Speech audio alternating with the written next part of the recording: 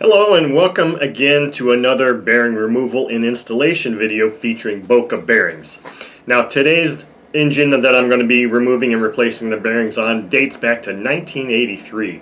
This is a rather large two-stroke. It's an OS 108 FSR, or also known as the BX-1 engine.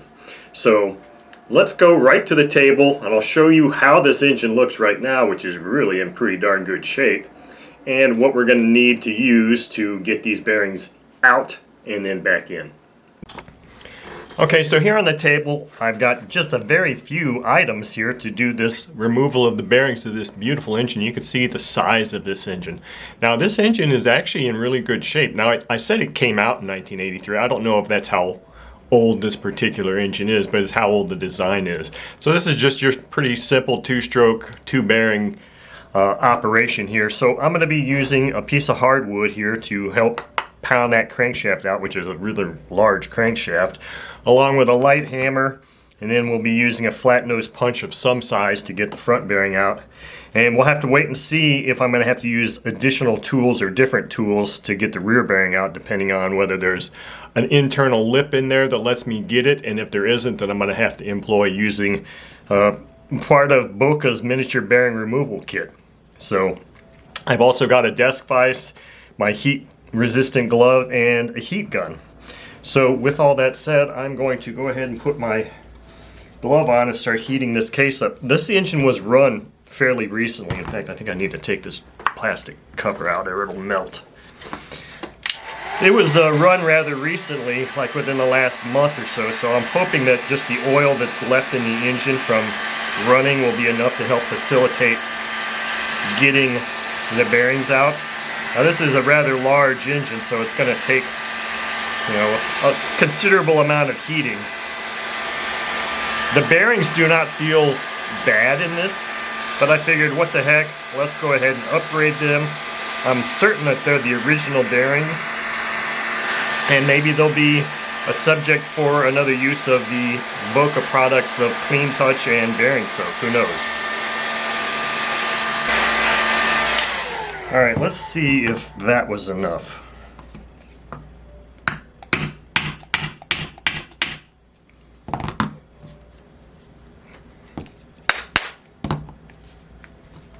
The crank is out. The bearing did not come out with it, and I'm not seeing a lip on there.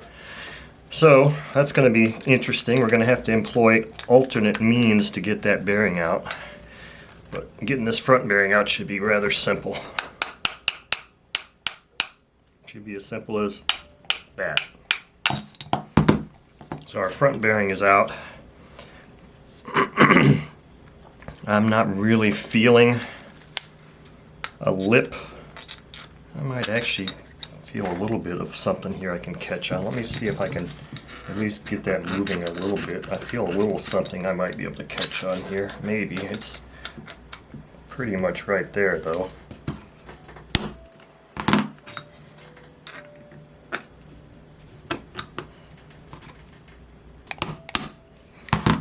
Alright, so I'm going to have to use, go in my closet and get the Boca miniature bearing removal piece that I'm going to need for this, and then we're going to have to continue at that point. So let me put a brief pause in this video while I get set up for that, and then we'll remove that bearing. Okay, so on the table I've got my additional tools necessary. So this is the section of the Boca bearing miniature bearing removal set that I'm going to need to use, and this is just an expanding jaw type puller that you put it all the way through the bearing, and this lip here is what catches on the outer, or will be catching on the portion here of the bearing, and then I'll have to extract it this way. Now this was actually designed to be used in a pulling application, but I'm actually going to have to pound it out with a hammer. But the difficulty with this one is this bearing, the inner diameter of that race is really large. So this is a large tool, and it's also deeply set in here. So I'm going to just set this in here, and I don't know if you're going to be able to see that or not, but there is just a small, there's enough of a gap between that crankcase and the bearing race that allows me to get in there. And what I'm going to try to do now is just start threading this in and putting some tension on it, but that's obviously not something I can do with my hands, and this small set of channel locks is just barely big enough to allow me to tighten that up adequately, because this is going to need to be really tight. So as I'm screwing this in, that jaw was expanding, and I don't like the way it's feeling like that. Make sure that that's kind of in that groove, and I gotta really make sure I get this on there. And I'm gonna have to heat this up probably again.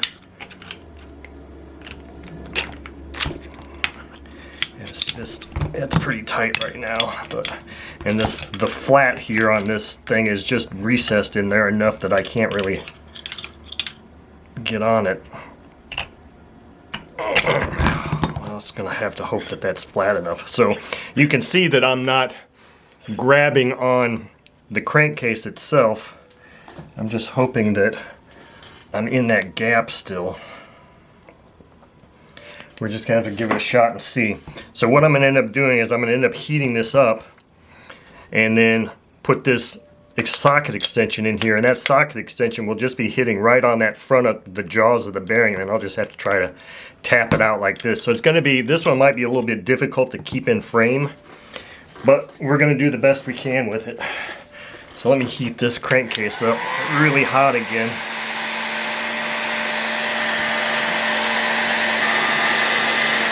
And of course, since this crankcase is hot, I'm not going to be able to put it in the vise or use my hand.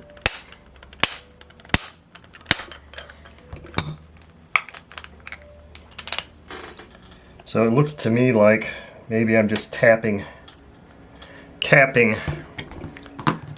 the jaws of this out and not getting the bearings. So I'm going to have to start over here and try to see if I can get that back in that groove.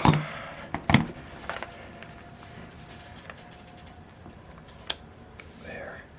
That's in the groove now, but see how recessed this is here? I may actually have to go and get larger channel locks that allow me to grab this better, because for that to be in the groove like that, it really is recessed in there pretty far.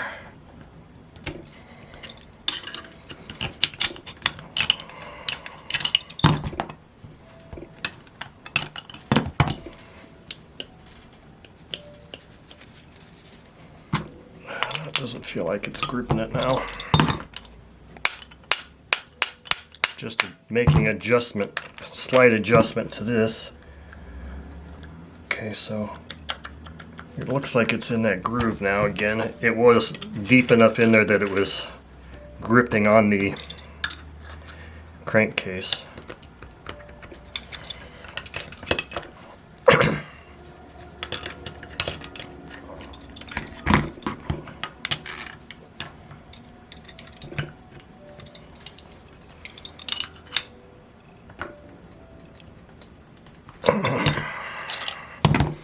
So you want to be able to see that it's rotating, because that'll tell you it's gripping on the inner race.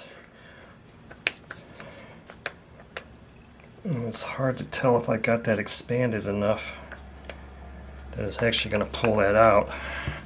I don't know if I can really get any more grip on this. With these small channel locks, I may have to go down and get a bigger set. I got a good little bit there, so let me just see if I can just tap this out now without heating it up anymore.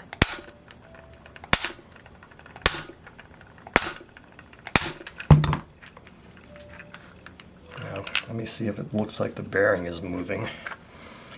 At least it doesn't feel like that pulled out, so now I'm gonna get some oil here and throw in here real quick if I can.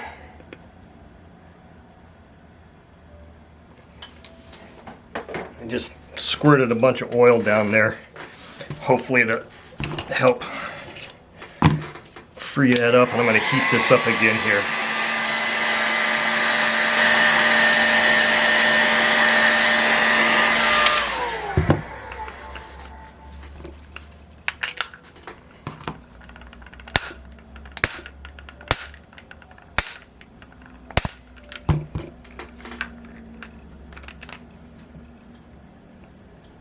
Looks like they're looks like the bearing's coming out now. And there we have it. So there's a demonstration of how you use this bearing puller tool from Boca.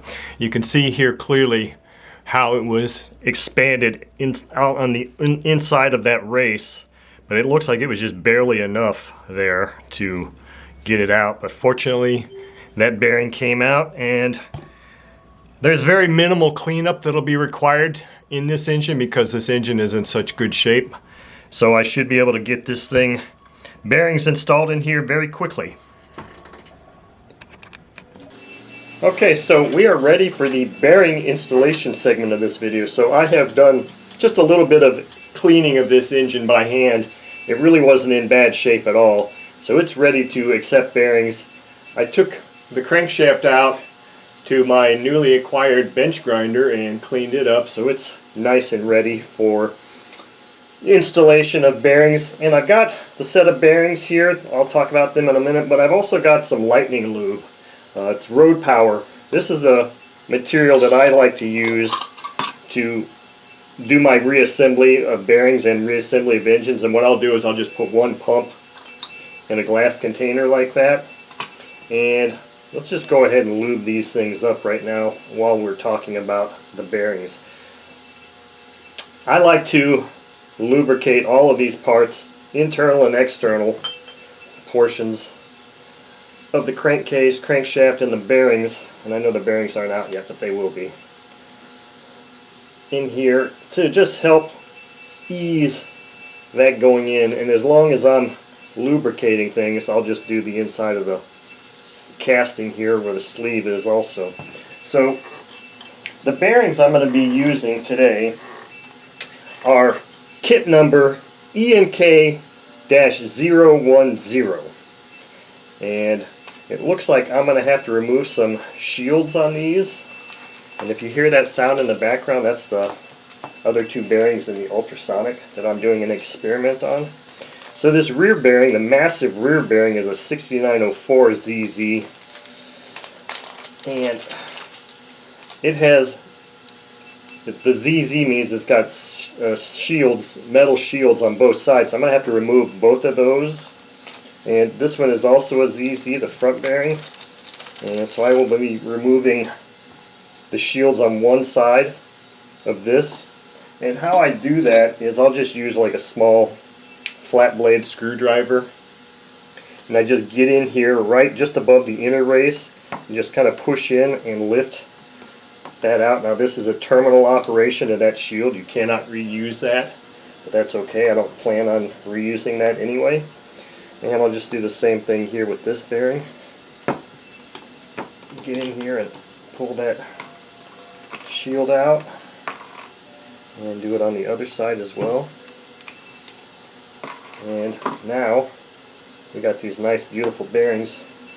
I can do a little bit of lubricating on them, and for once the inner race, their inner diameter of this bearing is big enough for me to actually get my finger in there. That's how big that bearing is.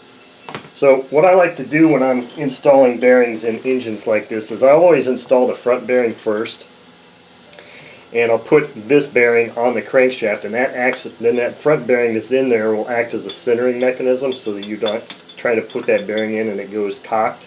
And I also like using the bearing on the crankshaft instead of just putting the bearing in there, and then, you know, it's just better for making sure it's all straight going in.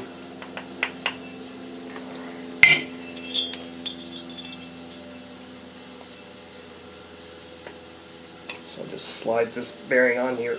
Usually I can get it to go all the way on there, but it'll get on there when I go to install it. So now we're just going to heat this case up and get our bearings installed.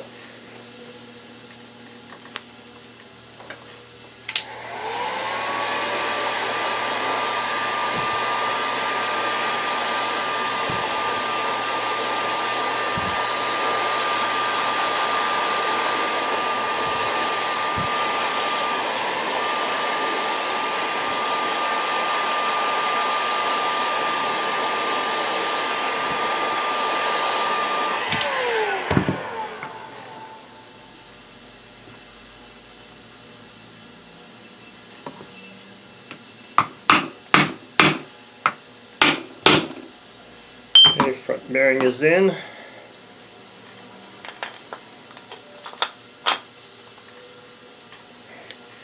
And here's where I use my socket extension as a drive.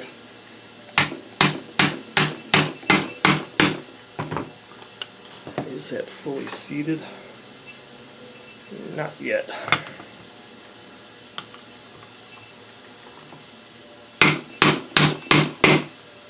You can kind of tell the sound of that final blow that it's fully seated.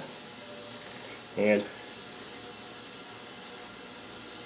there we go.